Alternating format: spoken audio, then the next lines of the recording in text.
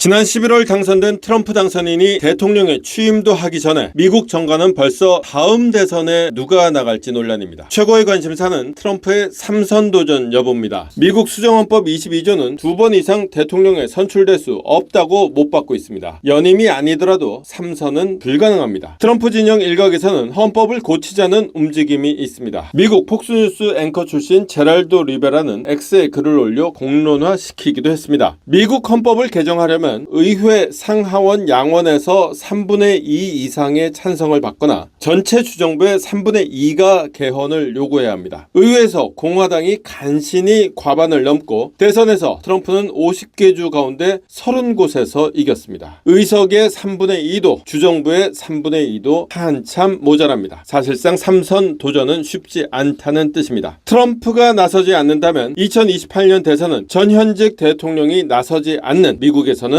이례적인 선거가 됩니다. 대선 후보들이 일찌감치 각축전에 나서는 이유입니다. 공화당에서 가장 주목받는 인물은 역시 부통령에 뽑힌 JD 벤스입니다. 사실상 실권이 거의 없는 미국 부통령이 갖는 최고의 특권은 대선 후보의 1순위가 될 수 있다는 점입니다. 바이든, 아버지 조지 부시가 부통령을 거쳐 대통령이 됐습니다. 낙선했지만 엘고어도 부통령을 거쳐 대통령 후보가 됐습니다. 애슐런 인사이트가 실시한 공화당 내 2028년 대선 주자에 대한 지지도 조사에서도 벤스 당선인이 37%로 1위였습니다. 벤스 외에는 모두 한 자릿수 지지율에 그쳤습니다. 트럼프의 장남 트럼프 주니어의 대선 도전 가능성도 점쳐집니다. 마코 루비오 국무장관 내정자, 크리스티 놈 국토안보부 장관 내정자도 후보군입니다. 무엇보다 일론 머스크의 정치 도전 가능성이 거론되기도 합니다. 머스크는 최근 여야가 합의한 예산안까지 뒤집으면서 사실상의 대통령이라는 논란에까지 휩싸였습니다. 트럼프가 직접 나서 머스크는 남아공 태생이라 미국 대통령이 될 수 없다고까지 말하며 해명해야 할 정도였습니다. 하지만 머스크의 정치 참여 자체가 우주산업과 저율주행과 같은 인허가와 밀접한 사업을 위한 것이라는 관측도 공존합니다. 머스크에게 정치란 사업을 위한 도구일 뿐 직접 대선에 출마하지는 않을 것이라는 시선입니다. 대선 패배 이후 권토 중례를 꿈꾸는 민주당에서는 여전히 해리스의 지지가 높습니다. 민주당 후보군 중에서 해리스의 지지율은 여전히 41%였습니다. 해리스를 제외하면 모두 한 자릿수입니다. 대선 패배 후 민주당 지지자 10명 중에 7명은 정치 뉴스를 아예 보지 않는다는 상황에서 다음 주자가 누구든 우선은 지지층 재결집이 발등에 부릅니다. 강스라이팅 자막뉴스입니다.